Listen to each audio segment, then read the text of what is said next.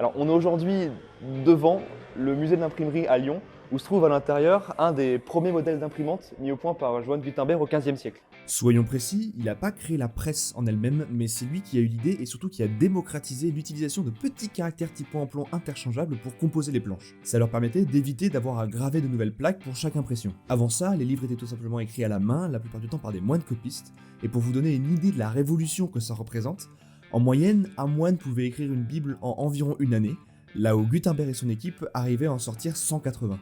D'ailleurs, sans rentrer dans aucun débat religieux ni rien, la Bible, c'est un peu de la publicité pour le christianisme. Et oui, si on considère que le but de la publicité, c'est d'expliquer au plus grand nombre en quoi telle ou telle chose mérite qu'on s'y intéresse, eh bien on n'est pas loin.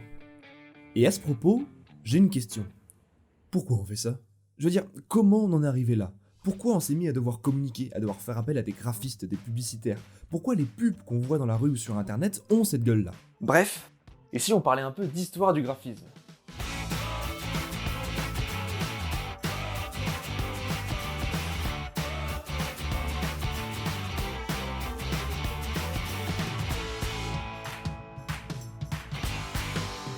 Bonjour à tous et bienvenue dans ce premier épisode de Rétrofutur. Dans cette série d'une douzaine d'épisodes, je vais essayer de retracer l'histoire du graphisme de manière assez succincte. En fait, je veux vous expliquer pourquoi et comment se sont formés les différents courants visuels du design graphique jusqu'à aujourd'hui. Vous proposer quelques clés d'analyse et un peu de background sur toutes les images qui nous entourent. Mais reprenons depuis le début. Et même le tout début. Si on cherche les premières traces de communication de notre espèce sur cette terre, on remonte aux peintures rupestres qu'on peut observer dans les grottes préhistoriques. Ce sont ni plus ni moins que les plus vieilles représentations graphiques observables aujourd'hui. Et on se doit quand même de saluer la qualité de ces dessins, puisque faire des pictogrammes qui sont compris et reconnus plusieurs dizaines de milliers d'années après, c'est pas donné à tout le monde. Et voyez, je sais pas si dans 40 000 ans, on sera capable de comprendre ce que ce logo-là pouvait représenter. Bon, faisons de gros sauts dans le temps et allons chercher les premières formes d'écriture, en Mésopotamie, en Égypte ou en Asie. Oui, bon, là, on est à Lyon. Mais c'est antique. En tout cas, c'est joli. Ça n'explique pas pourquoi on fait de la pub ou comment le métier de graphiste est né. Mais je trouve intéressant d'y jeter un coup d'œil. Sur des créations qui ont été faites il y a plusieurs milliers d'années, on peut déjà retrouver des lignes, des grilles, ouais, un vrai travail graphique d'organisation de l'information. Ce que je trouve intéressant, c'est qu'ils avaient déjà ce souci du détail quand il s'agissait de raconter ou de transmettre des histoires. Ils avaient compris que la disposition des éléments avait une importance. Mais alors, pourquoi et comment le métier de graphiste est né? Pour comprendre ça, partons à la fin du XVIIIe siècle, en pleine révolution industrielle en Europe. Une époque où sont inventés plein de trucs super chouettes, comme la locomotive à vapeur, l'ampoule, le téléphone et même l'escalator.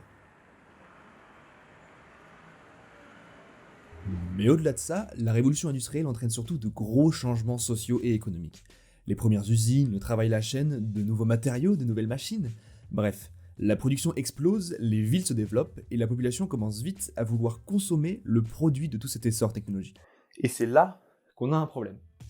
Avec une population croissante et des moyens de production toujours plus grands, un cycle d'offres et de la demande se développe, et il est dans l'intérêt de n'importe quel propriétaire d'usine ou de commerce que l'on vienne acheter leurs produits chez eux, plutôt que chez la concurrence. Et quand les commerçants vont voir l'efficacité de la communication et de la publicité, naturellement, ils vont pas hésiter à mettre de l'argent dedans et à faire appel à des professionnels. Mais vous l'avez compris, des professionnels d'un métier qui n'existe pas encore. Avec pour base les familles de caractères typographiques développées pour l'impression et en s'inspirant d'artistes assez visionnaires du XVIIIe siècle, un grand nombre d'affiches publicitaires vont voir le jour durant cette période. Et ainsi, comme pour n'importe quel domaine un minimum créatif, des tendances vont se dégager, des méthodes de production vont se populariser, le goût des élites va évoluer. Et on considère que le premier mouvement d'histoire du graphisme commence ici dans ce contexte, à la fin du XIXe siècle, avec l'ère victorienne.